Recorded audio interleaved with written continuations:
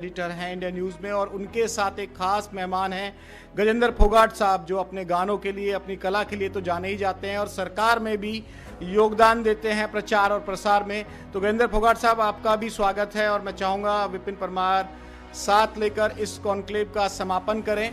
और गजेंद्र जी, आपसे गुजारिश है, आप मंच पर आइए।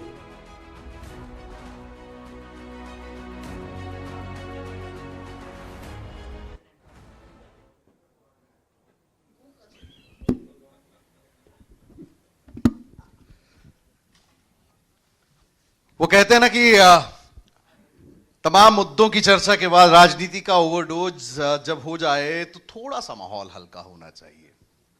रागिनी से रॉक पे चर्चा हुई, लेकिन हरियाणा में पॉप कल्चर की शुरुआत करने वाले गजेंद्र फोगाट भाई मेरे साथ इस समय मौजूद हैं।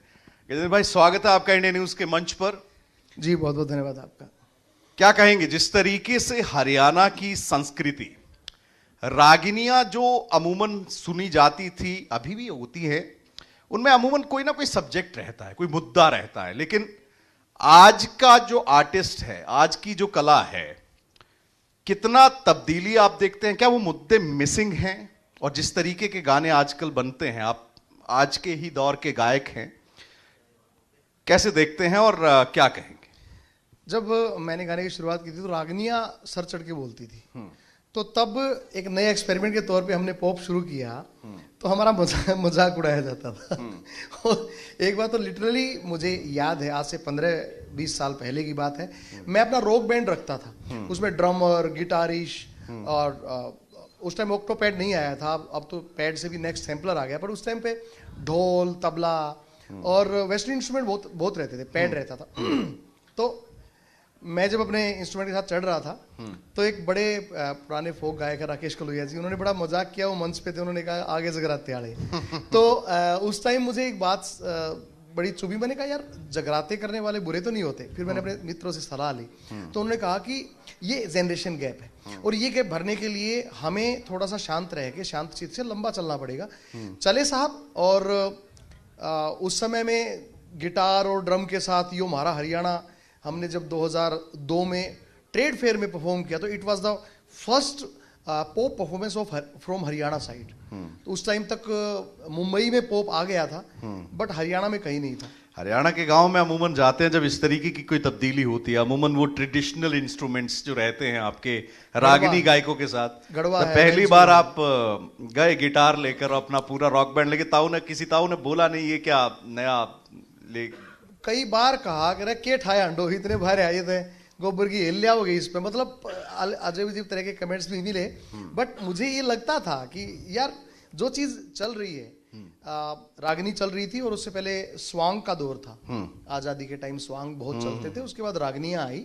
और बेसिकली जो लोक गायकी है उसकी 30 से 32 फॉर्म है। आला, चमोला, झूलना, नशीरा, न्यालदे, ठसका, चमोला, रागनी, ये सब अली बख्श, ये सब ना ये फॉर्म है हरियाणवी गायकी की। तो इन फॉर्म में से एक रागनी गायकी है, लेकिन वो बहुत लंबी चली, कम से कम उसका 40-50 साल अरसा चला, लेकिन चेंज तो होना था, बदलाव तो नियम है जी। सो समय बदला और पॉप छा गया और आज तक छा रहा है। इंडिया न्यूज का मंच जब डिक्लेयर हुआ और ये पता चला कि गजेंद्र फोगाट आ रहे हैं, तो दर्शकों ने लगातार एक रिक्वेस्ट जरूर करी थी, जिस गाने ने गजेंद्र फोगाट को गजेंद्र फोगाट बनाया, बहू काले दी। बेसिकली वैसे तो मैं इंडिया न्यूज के उस समय से जुड़ा हूं जब बिल्कुल शुरुआत हुई थी, और तब से ही हमारा पानी आख्या का बड़ा हिट सॉन्ग रहा, उसके बाद बम लहरी और काफी गाने। बट हाँ, बम लहरी ने हरियाणवी को भी 7 समंदर पार पहुंचाया और हमें भी एक नया आयाम दिया। तो उत्तर भारत का सबसे बड़ा गाना बना, उसका सौभाग्य प्राप्त हुआ। हो मेरे फोड़े करम बेचोले ने, हैंडसम कवे था कोले ने, घनी मोटी रिश्वत खा रहा था, कति बात करे था चाले की, तने कौन कहे बहू काले की, जाल डाट तू मने बता, तने कौन कहे बहू काले की, मैं खाल तार दूं साले की। कईयों के फोन आए होंगे इस गाने के बाद, कईयों के फोन आए होंगे आपके पास, बोला हमारे दिल की बात कही है आपने। कई जगह तो ऐसी शादियों के इनविटेशन आए कि भाई साहब मुंह मांगा दाम देंगे, बस शादी में गा दो। क्यों भाई साहब मुंह मांगा क्यों दे रहे हो? कि भाई साहब दूल्हे का नाम काला है। अच्छा गजेंद्र भाई जी, एक दौर था जब जिस तरीके से आपने कहा कि वो संस्कृति को टच करने वाले गाने होते थे, लेकिन आजकल जो ट्रेंड है, जी, गन कल्चर प्रमोट होता है, गानों में अमूमन आप अश्लीलता भी दिखती है, ड्रग्स दिखते हैं, सेवन जो दिखाया जाता है। जी, क्या कहेंगे जिस तरीके की, क्योंकि एक तरफ आप जब कंपटीशन देखते हैं, साथ में आपके पंजाबी म्यूजिक इंडस्ट्री है, जी, हरियाणा नो डाउट बहुत अच्छा कर रहा है, कलाकारी के क्षेत्र में कई ऐसे नाम हैं जो कि अंतर्राष्ट्रीय स्तर पर पहुंचे हैं, लेकिन ये जो हरियाणा सरकार ने अभी गन कल्चर पर बैन भी लगाया है, जी, क्या कहेंगे सर इस तरीके के निश्चित तौर से मैं ये मानता हूं कि कलम बेच के कोठी बनाना और जिस्म बेच के कोठा बनाने में कोई खास अंतर है नहीं। कला का अपना बाजार हो सकता है, बाजार की कला नहीं होनी चाहिए। जी, हम पे बहुत बड़ी रेस्पॉन्सिबिलिटी है, चाहे हम लेखक हैं, गायक हैं, मेकर्स हैं, चाहे वो फिल्म है। जी। आपने देखा होगा कि महाराष्ट्र की फिल्मों में भी, मुंबई की फिल्मों में भी जब बहुत सारी गलत चीजें आ गई थी, गन कल्चर आ गया था, तो वहां भी विरोध के स्वर उठे थे। जी, और मुझे लगता है कि समाज की जिम्मेदारी केवल समाज के लोगों पे या राजनीतिक लोगों पे या मीडिया की नहीं है, वो हम कलाकारों की भी है। हम बहुत जल्दी ये बोल देते हैं कि साहब जो जनता मांगती है, जो मार्केट मांगता है, वो हमें देना पड़ता है। जी, ऐसा कुछ नहीं है। हम अपनी कला का अपना बाजार क्रिएट कर सकते हैं, बाजारू कला नहीं कर सकते। जी। वो करेंगे तो जमाना हमें छोड़ेगा नहीं, हमें सजा देगा और हमारा सर्वनाश कर देगा। तो मुझे लगता है कि जो गन कल्चर के गाने आ रहे हैं, और इस टाइम हरियाणा पुलिस ने बहुत बढ़िया, आपने एसपी क्राइम अमित दहिया की एक इंटरव्यू भी देखा होगा, उन्होंने कहा है कि हम ना केवल यूट्यूब बल्कि यूट्यूब के अलावा जो इन्हें पैसों से सपोर्ट कर रहे हैं, जो इनको प्रमोट करने के लिए पैसा लगा रहे हैं, जी, उस पे भी हरियाणा पुलिस डिपार्टमेंट का ही एक इकोनॉमिक सेल है, जी। वो भी इस पे काम कर रहा है और शिकंजा धीरे धीरे कसता जा रहा है। आगे आने वाले टाइम में आपको शायद कोई ऐसा गन कल्चर का या अश्लीलता गाना ना दिखे। भगवान से प्रार्थना करता हूं कि सबको सद्बुद्धि दे। वैलेंटाइन डे आ रहा है, अमूमन कलाकार ना बड़ा तरीके से तिथियां चुनते हैं कि इस दिन गाना रिलीज करूंगा मैं। आपने एक बड़ा खूबसूरत गीत जो लिखा है, भगत सिंह की रीस, बिल्कुल, मैं चाहूंगा वो गाना सुना भी दें, और साथ ही साथ ये गाना क्यों आपके जहन में आया और क्यों ये तारीख आपने चुनी 14 फरवरी? भगत सिंह बेसिकली हमारे रगों में है। 23 साल 6 महीने और 18 दिन का वो युवा आज भी 23 साल 6 महीने और 18 दिन का ही है। जी। हमारे दादा परदादा चले गए, वो अब भी जिंदा है, जी, हमारे दिल के अंदर जिंदा है। बल्कि मुझे याद है कि मैं फरीदाबाद में शो कर रहा था, किसी ने, और मैं भगत सिंह को गा रहा था। मेरा कोई शो भगत सिंह के बिना पूरा होता नहीं है। तो जब मैं गा रहा था, किसी ने बताया कि भगत सिंह का जो पोता है यादवेंद्र, वो इस शो में बैठा हुआ है। मैंने कहा, अनाउंस किया, मेरे मैनेजर ने जब बताया तो बहुत पीछे से एक हाथ उठा और वो खड़े हुए। तो मैंने बोला, यादवेंद्र भाई माफ करना, मुझे किसी ने अभी बताया है, लेकिन अगर आप ये समझते हैं कि भगत सिंह के आप रक्त पुत्र हैं तो माफ कीजिएगा, मैं भगत सिंह का बीज पुत्र हूं, मैं उनका विचार पुत्र हूं, तो मैं आपसे पहले आता हूं। उन्होंने माना भी, और उसके बाद उन्होंने मुझे भगत सिंह ब्रिगेड का ब्रांड एम्बेसडर भी बनाया। सो मैं ये मानता हूं कि 14 फरवरी को वैलेंटाइन डे युवा मनाते हैं, जी, लेकिन मैं युवाओं को बता दूं कि 14 फरवरी का दिन इसलिए भी महत्वपूर्ण है कि भगत सिंह को फांसी की सजा उसी दिन सुनाई गई थी। जी, और भी 14 फरवरी को बहुत सारे दिन है। महाराजा सूरजमल का शायद जन्मदिन भी उसी दिन आता है, और भी बहुत इंपॉर्टेंट है। वैलेंटाइन डे तो बेसिकली कचरा है, मैं इसे मानता हूँ। और ये वैलेंटाइन डे है, ये मुझे लगता है ये वो सोने का हिरण है जिसे उन विदेशी कंपनियों ने भारत के बाजार में छोड़ रखा है, जो धनुष्बाण का बिजनेस करती हैं। मैं चाहूंगा 2 लाइनें, और मैं तमाम दर्शकों को भी गुजारिश करूंगा कि ये गाना जो है बेहद ज्यादा, क्योंकि भगत सिंह की जिंदगी पर बना ये गाना है, मैं चाहूंगा गौर से सुने। के ढूंगे ऊपर टांगे पिस्टल बने फिर बदमाश रे, गौ माता ठोकर में रड़गी, किसे ने कोन्या ख्यास रे, और जिसके गुर्दे में दम हो उन्हें चाहना के हथियार की, हो करनी से तहरीस करो हो उस भगत सिंह सरदार की, हो करनी से तहरीस करो। जिन्हें इनकलाब लिखा था यारो, अपने मैं युवाओं को बोल रहा हूं कि जिन्हें इनकलाब लिखा था यारो, अपने खून की स्याही तय, उसका युवा नशे पते में भटक लिया सैराही तय, उकी रात की दारू उतरे ना के सोचे देश परिवार की, करनी से तहरीस करो उस भगत सिंह सरदार की, तेरी दूर दूर तक फोटो कोन्या शहर के बीच बाजारा में, किते सनी लियोनी किते कैटरीना इव सारी से अखबारा में। कहीं ये डिस्क्लेमर डाल आप पे केस बहुत मैं तो बोल ही दे रहा हूं। बहुत शानदार। मैं चाहूंगा तालियां जरूर इस गाने के लिए, क्योंकि ये वो नाम है जिसने कि आज जिस आजादी के साथ हम बैठे हैं उस आजादी को मुमकिन किया। एक्चुअली मुझे याद आ रहा है, मैं माफी चाहूंगा आपकी बात जी। काट रहा हूं। भगत सिंह की फांसी से पहले वो एक पुस्तक पढ़ रहे थे, उसमें क्रांतिकारी का पूरा जिक्र था। तो जेलर साहब आए और उन्होंने कहा कि आपकी फांसी का समय हो गया तो आप चलिए। तो उन्होंने ना पुस्तक का पन्ना मोड़ दिया, तो हंसने लगे, बोले यार 15 मिनट के बाद तेरे को फांसी हो जाएगी, पन्ना क्यों मोड़ रहा है, अब इसे कौन पढ़ेगा। तो भगत सिंह ने बड़ी गंभीरता से कहा कि हमारी आने वाली नस्लें, हमारे यूथ, हमारे युवा भाई बहन इसको पढ़ेंगे।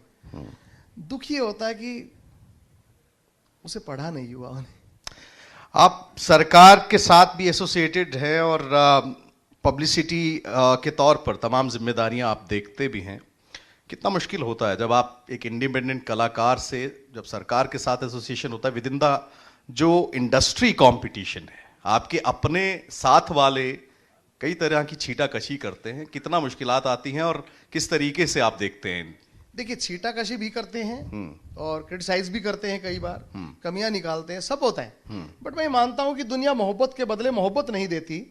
इनाम तो बड़ी चीज है, कीमत नहीं देती, और देने को तो मैं भी दे सकता हूं उन्हें गाली, पर क्या करूं, मेरी तहजीब इजाजत नहीं देती।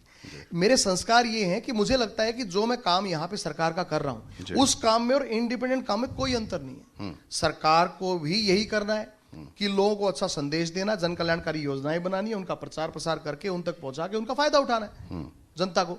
और मैं भी यही काम कर रहा हूं। मैं भगत सिंह को गा रहा हूं, मैं सूरजमल को गा रहा हूं, मैं इतने अच्छे अच्छे सामाजिक गीत, हमारा सेक्टर वाली कोठी में नहीं लगता जी, जिसकी वजह से पहली बार हरियाणा के कलाकार को विदेश में आने का निमंत्रण मिला, वो पहला कलाकार मैं ही था। तो सेक्टर वाली कोठी भी मैंने। तो ये मुझे लगता है कि सरकार का और कलाकार का मुझे लगता है कोई अलग काम नहीं है, काम एक ही है। जिस तरीके से मुद्दा नशा युवाओं में, आपके पास वो कला है या आपके पास वो ताकत है कि आप संगीत के माध्यम से माइक थाम कर जगह जगह जाकर जो है ज्यादा से ज्यादा लोगों को अवेयर कर सकते हैं। आखिर क्यों इंडस्ट्री जो है इन सामाजिक मुद्दों पर गाने बनाने से बच रही है? क्यों आखिर ये प्रयास नहीं किया जाता? देखिए, कला की बाढ़ है भाई साहब, और उस बाढ़ में, जैसे बाढ़ में अच्छे पानी के साथ गंदा पानी भी बह के आ जाता है ना, ऐसी सांस्कृतिक बाढ़ है। सोशल मीडिया है, सोशल मीडिया पे भी अलग अलग हैंडल्स हैं, फिर उसके बाद उसका एक अपना पूरा बाजार है। मतलब कलाकार खुद अपने पैसे लगा के यूट्यूब पे गानों के व्यूज बढ़ा रहे हैं, यानी कि ये भी एक अलग से कंपटीशन है। फिर यूट्यूब से पैसा आ रहा है, फेसबुक से पैसा आ रहा है, इंस्टाग्राम से पैसा आ रहा है, ट्विटर हैंडल्स पे आप, मतलब जहां भी व्यवसाय जुड़ गया आप समझिए वहां पे स्कीम्स जुड़ जाती हैं। और मुझे लगता है कि जो कला है ना, वो बेसिकली कोई स्कीम नहीं है, वो तो एक साधना है। वो तो जैसे साधु करते हैं परमात्मा की साधना, ऐसी कला भी एक साधना है। और इसमें अगर बिजनेस घुस जाएगा तो कुछ ना कुछ कमियां तो आएंगी। वही कमियां हम यहाँ पे देखने को मिल रही हैं। तो नशा बेसिकली, वैसे तो पंजाब का ही मेन टॉपिक है नशा तो, और नशा वहीं से ही धीरे धीरे लीक होके हरियाणा की तरफ आ रहा है। बट मुझे लगता है कि हमारे लिए कोई जरूरी है नहीं। आप ये देखिए, एक गाना है बहुत, ना पहले लियाली हवा रही ना पहले लियाला पानी, होगी खत्म कहानी, वो भी बहुत सुपर हिट है, लोग उसे हाथों हाथ लेते हैं। मेरा एक गाना है सेक्टर वाली कोठी में नहीं लगता जी, वो भी बहुत हिट है, उसे लोगों ने हाथों हाथ लिया है। मेरा एक बगड़ बम बमलहरी है जो पिछले 4 साल से इंस्टाग्राम पे उसकी 7 लाख से ज्यादा रील बन चुकी है और आज भी ट्रेंडिंग में है। मतलब महाशिवरात्रि चली जाती है तो भी बमलहरी ट्रेंडिंग में रहता है साहब। अभी महाप्रयाग आया, मैंने भोला जंगम गाया, पहली बार हरियाणा में जंगम गायन है, बेसिकली दुंदू तारा टेक्निक है। तो वो गायन में पहली बार एक गीत आया, लोग उसे हाथों हाथ ले रहे हैं। देखिए आप, सैकड़ों रील उसकी बन चुकी है एक दिन में। सो मुझे लगता है कि अच्छे के खरीदार थोड़े तो हैं, पर हैं। गजेंद्र भाई, अमूमन कलाकारों की अपनी एक पसंद होती है और बड़ी मुश्किल से बताते हैं कलाकार। आखिर आपसे ये जानना चाहूंगा कि खाली समय गजेंद्र फोगाट किसको सुनते हैं? पहली बात तो खाली समय है ही नहीं, और जो खाली समय होता है तो सुनने का टाइम तो बाद की बात है, पहले पढ़ते हैं। मुझे लगता है कि किताबें, ऐसे तो बोलते हैं सभी किताबें बहुत अच्छे मित्र हैं, पर किताबें मित्र के साथ साथ किताबें जो हैं वो संस्कार भी हैं।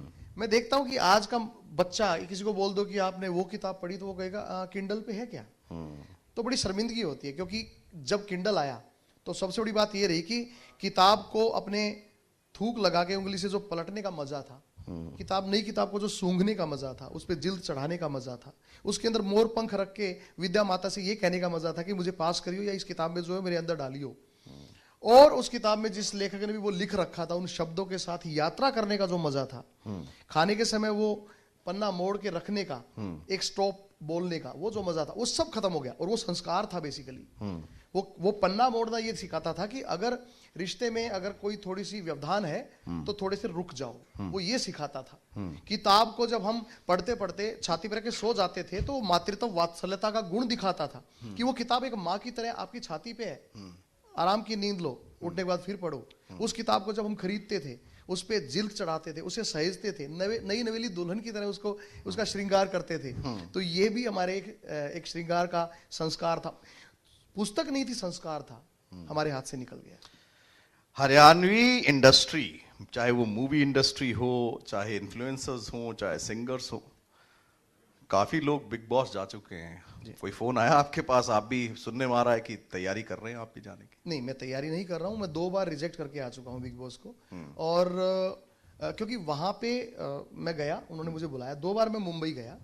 एक बार आई थिंक 11th, एक बार 13th एपिसोड, 2 एपिसोड में मेरा इंटरव्यू भी हुआ और बेस्ट 19 में मैं सिलेक्ट भी हुआ। मैं यहाँ पे खुल के आपके मंच से बोल रहा हूँ। लेकिन कुछ व्यावसायिक व्यवधान थे और कुछ मेरी अपनी डिग्निटी लॉस हो रही थी।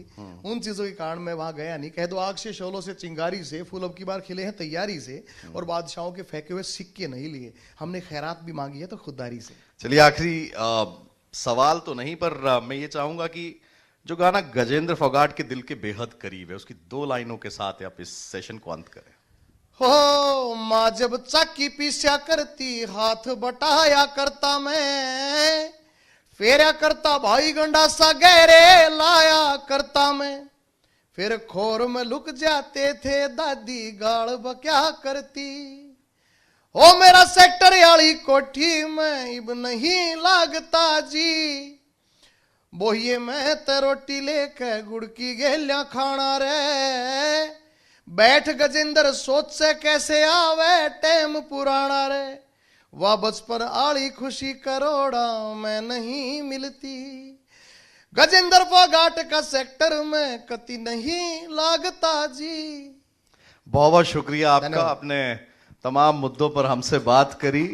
इंडिया न्यूज के मंच पर राजनीति के तड़के के साथ तमाम, आज आपने 100 दिन सरकार के क्या, किस तरीके से सरकार के रहे और आगे का विजन क्या है, इस पर पूरा दिन हमने सत्ता पक्ष और विपक्ष दोनों को आमने सामने होते देखा, और साथ ही साथ कलाकारों को किस तरीके की दिक्कत है। गजेंद्र भाई ने तमाम चीजों पर प्रकाश डालने का काम किया, किस तरीके से अब एंटरटेनमेंट इंडस्ट्री हरियाणा की ग्रो कर रही है, लेकिन किस तरीके से फोकस करने की जरूरत है, उस पर भी चर्चा की गई। बहुत बहुत शुक्रिया गजेंद्र भाई, धन्यवाद। ओवर टू यू साक्षी। बहुत शुक्रिया गजेंद्र फोगाट जी, विपिन परमार जी। इस सेशन को आपने इतना इंटरेस्टिंग बनाया और काफ़ी इंजॉय किया होगा हरियाणा की जनता ने इस सेशन को भी। और आज सुबह से ही लगातार इंडिया न्यूज़ हरियाणा के इस मंच कार्यक्रम में राजनीतिक गलियारों से बड़े बड़े सियासतदानों का जो जमावड़ा था वो लगा हुआ था। सरकार के 100 दिन पूरे होने पर लगातार हमने विपक्ष, पक्ष